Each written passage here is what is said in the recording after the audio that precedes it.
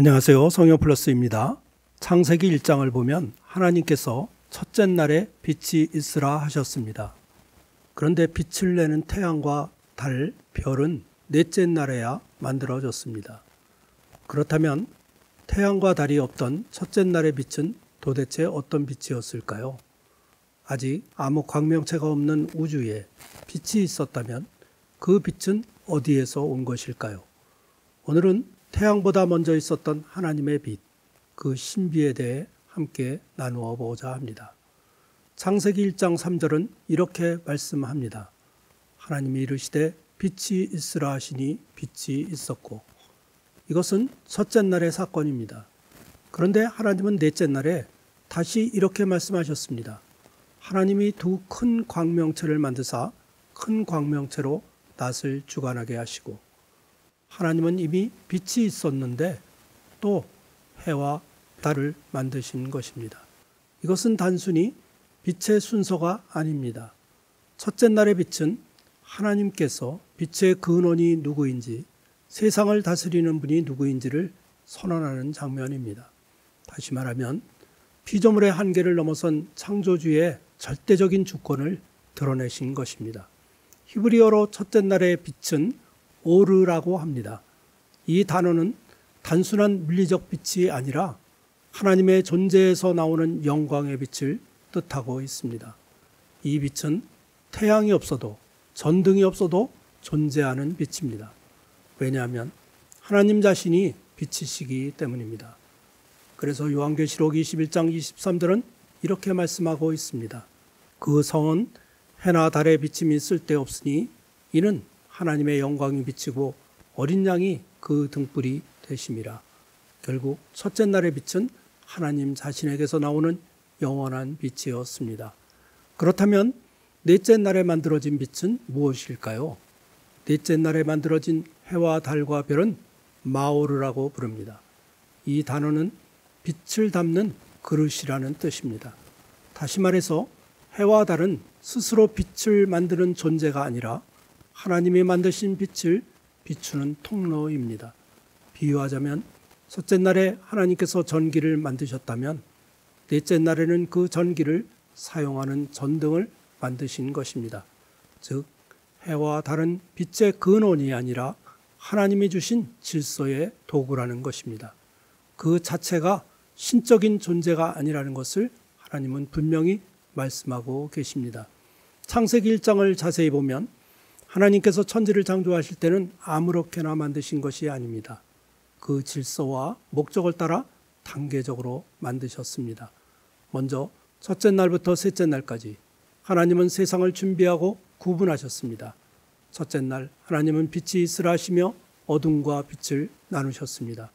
이것은 시간의 시작, 곧 낮과 밤의 구분을 세우신 것입니다. 둘째 날 하나님은 궁창을 만드시고 위의 물과 아래의 물로 나누셨습니다. 이때 하늘이 생겨났습니다. 하나님은 혼돈의 물 가운데 공간을 구분하심으로써 공기와 대기의 세계, 즉 생명이 살 수 있는 터전을 마련하신 것입니다.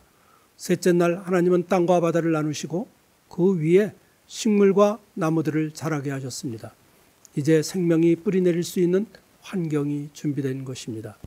넷째 날부터 여섯째 날까지 하나님은 그 만들어진 공간을 채워나가십니다. 넷째 날에 하나님은 해와 달과 별을 만드셔서 낮과 밤을 주관하게 하시고 계절과 달과 해를 구분하게 하셨습니다. 첫째 날에 빛을 창조하시고 넷째 날에는 그 빛을 비추는 도구를 세우신 것입니다. 다섯째 날 하나님은 둘째 날에 하늘과 바다를 채우십니다. 하늘에는 새가 날고 바다에는 물고기가 헤엄칩니다. 즉 빈 공간이 생명으로 채워지는 날이었습니다. 여섯째 날 하나님은 셋째 날에 땅 위에 짐승과 사람을 만드십니다. 이제 땅은 생명으로 가득 차게 됩니다. 특히 사람은 하나님의 형상으로 창조가 되어 모든 피조물을 다스리고 관리하는 하나님의 대리 통치자로 세워지게 됩니다. 그리고 마지막 일곱째 날 하나님은 안식하십니다. 이것은 피로에서 쉬신 것이 아니라 완성된 창조를 기뻐하시는 안식, 하나님과 피조물이 함께 누리는 평화의 질서였습니다. 이 창조의 구조를 살펴보면 하나님께서 얼마나 질서의 하나님이신지가 드러나고 있습니다. 첫째 날과 넷째 날, 둘째 날과 다섯째 날, 셋째 날과 여섯째 날이 정확히 짝을 이루며 공간을 만들고 그 공간을 채우는 균형과 조화의 창조 패턴을 보여주고 있습니다.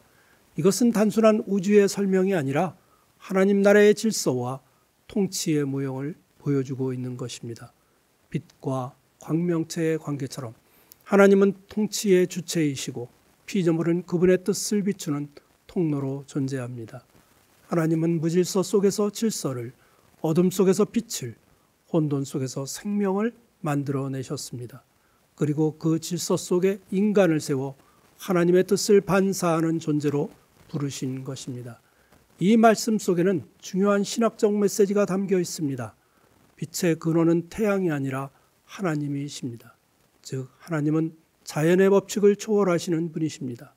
태양이 떠야 아침이 오는 것이 아니라 하나님이 빛이 있으라 하실 때 아침이 시작된 것입니다.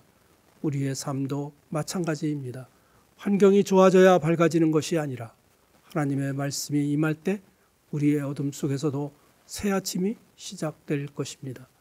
고대 사람들은 해와 달과 별을 신으로 섬겼습니다. 태양신, 달의 여신, 별의 신들이 세상을 지배한다고 믿었습니다. 그런데 하나님은 그들을 신이라 부르지 않으시고 단지 큰 광명체, 작은 광명체라고 부르셨습니다. 이는 곧 그것들은 신이 아니라 내가 만든 도구일 뿐이라는 선언입니다. 피조물에게 경배하지 말고 그 모든 것을 만드신 창조주에게만 경배하라는 하나님의 강력한 메시지입니다. 오늘날 우리는 태양을 신으로 섬기지는 않습니다. 그러나 눈에 보이는 다른 것들을 빛으로 착각하며 살아가고 있습니다. 돈과 명예, 인기, 성공, 건강 등 이 모든 것이 인생을 밝혀주는 광명체처럼 보이지만 그것들은 결국 사라질 임시적인 빛, 마오르에 불과합니다. 진짜 빛은 하나님이 주시는 오르의 빛, 그분의 말씀에서 나오는 생명의 빛입니다. 그 빛이 있을 때 우리는 세상의 어두움을 두려워하지 않게 됩니다. 요한복음 1장은 이렇게 선포합니다. 태초에 말씀이 계시니라. 이 말씀이 하나님과 함께 계셨으니 이 말씀은 곧 하나님이시니라. 그 안에 생명이 있었으니 이 생명은 사람들의 빛이라. 여기에서 말씀은 곧 예수 그리스도입니다. 태초의 빛 오르는 바로 예수님을 예표합니다.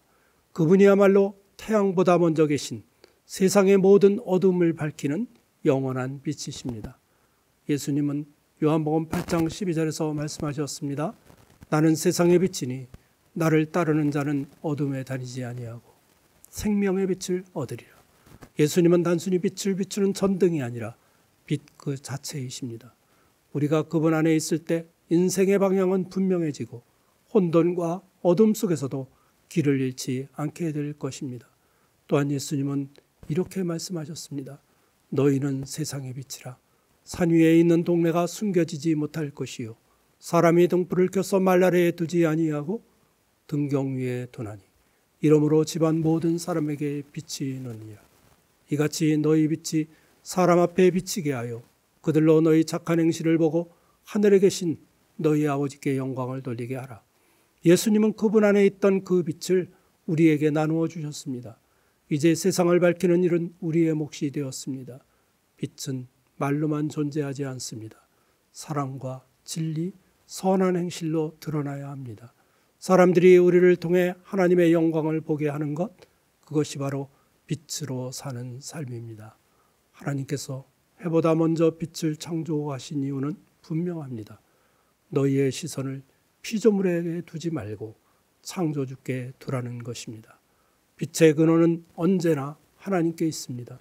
오늘도 우리 안에 계신 예수 그리스도의 빛을 붙들고 그 빛으로 세상을 비추는 사람이 되시길 바랍니다.